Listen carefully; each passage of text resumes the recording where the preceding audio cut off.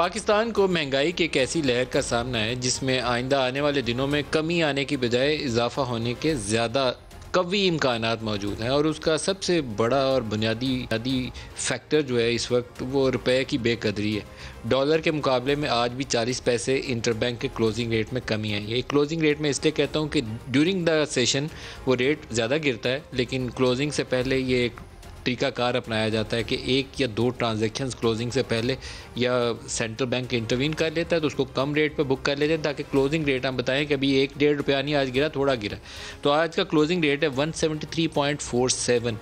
ये inter bank में पाकिस्तान की हिस्ट्री में ये हाईएस्ट एवर जो रुपये की सबसे ज़्यादा कमी डॉलर के मुकाबले में देखने में आई वो यही रेट है जो आज का क्लोजिंग रेट है। और इसके साथ एक चीज़ हमें नज़र रखने की बहुत ज़रूरत है, वो ये है कि सेंट्रल बैंक पिछले कुछ अरसे में मार्केट इंटरवेंशन के ज़रिए जो रुपये को इस्तेकाम देने की खातर या उसको ज़्यादा डिवेल्यूएशन से बचाने की खातर जो डॉलर मार्केट में डालता है वो कितने हैं।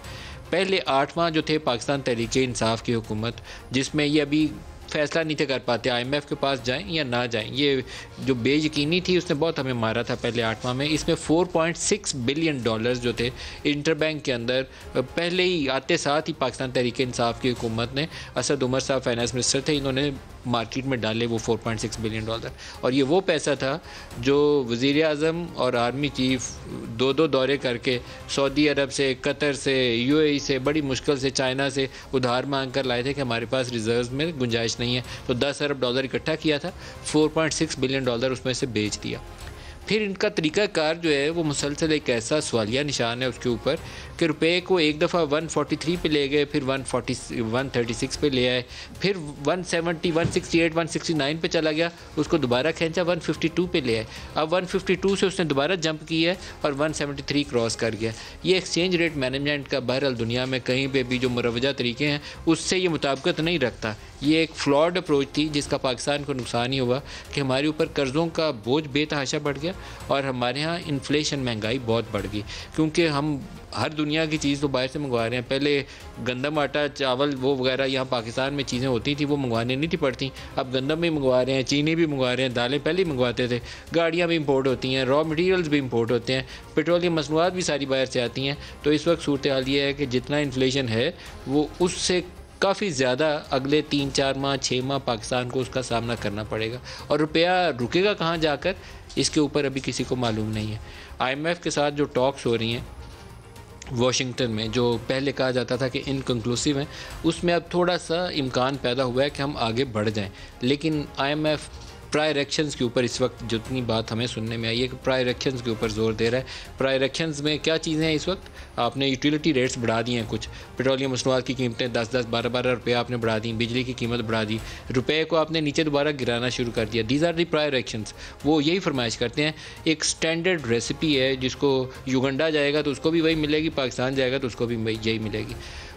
कर्ज़े हमारे यहाँ कितने हैं? पाकिस्तान के जो मौजूदा वज़ीर आज़म हैं, जब ये धरने में तकरीरें किया करते थे बड़े जोशो खरोश से, तो कहते थे कि 30,000 अरब रुपया पाकिस्तान के ऊपर कर्ज़ों का बोझ डाल दिया। उस वक्त जो हमारा सेंट्रल गवर्नमेंट का डेट था वो 24,952 रुपये था, जो 30 जून 2018 तक की फ़िगर है।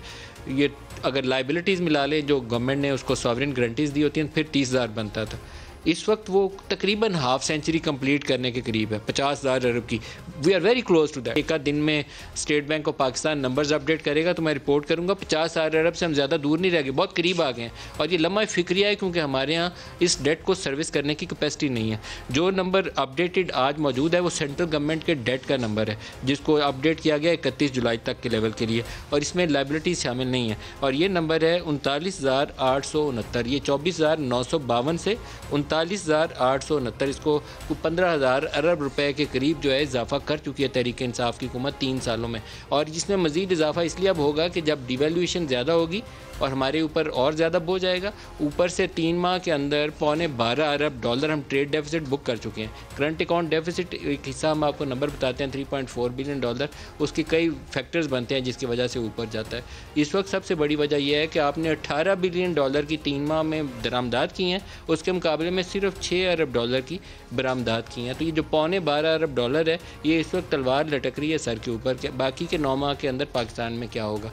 तो रुपया कहाँ जाके रुकेगा, महंगाई का तूफ़ान ये थमेगा कि नहीं थमेगा, हमारे पास वे फॉरवर्ड क्या है, कोई हिकमत अमली है, या जब भी हम IMF के साथ रौला हो जाता है वहाँ जाके वाशिंगटन में वो जो सामने हमारे ख़त लिखते हैं हमको घी मार के आ जाते हैं, इससे पाकिस्तान में इस्तेहकाम नहीं आ सकता।